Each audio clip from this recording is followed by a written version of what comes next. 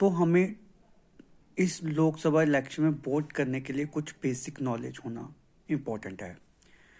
ये इलेक्शन इससे पहले 2019 में हुआ है, उससे पहले 2014 में हुआ है, और 2014 और 2019 दोनों इलेक्शन मेजॉरिटी से बीजेपी ने विन किए थे।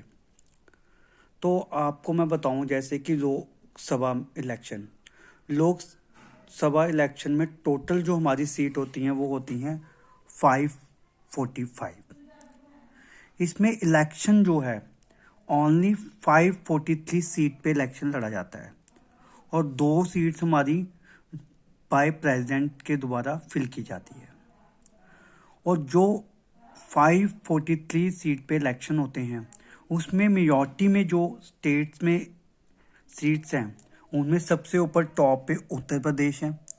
उत्तर प्रदेश में 80 सीट्स हैं मेंबर ऑफ पार्लियामेंट्स की। महाराष्ट्र में 48 है, आंध्र प्रदेश में 42 है, वेस्ट बंगाल में 42 है, बिहार में 40 है। फिर आते हैं हम अपनी स्टेट पे JNK में। JNK यूटी की 5 सीट है और लद्दाख यूटी की ओनली 1 सीट है। ये नॉलेज आपको मैं साथ शेयर करना चाहता था।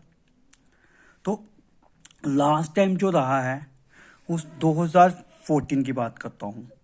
उस टाइम पे बीजेपी ने 282 सीट विन की थी, और बाकी अदर के साथ अलायंस करके बीजेपी ने 32 सीट्स विन की थी।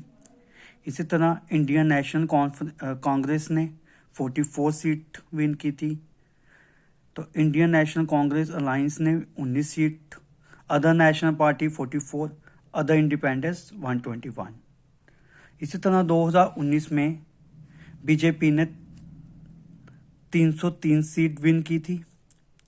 बीजेपी ने अलायंस करके 45 सीट विन की थी। इंडियन नेशनल कांग्रेस ने 52 सीट विन की थी।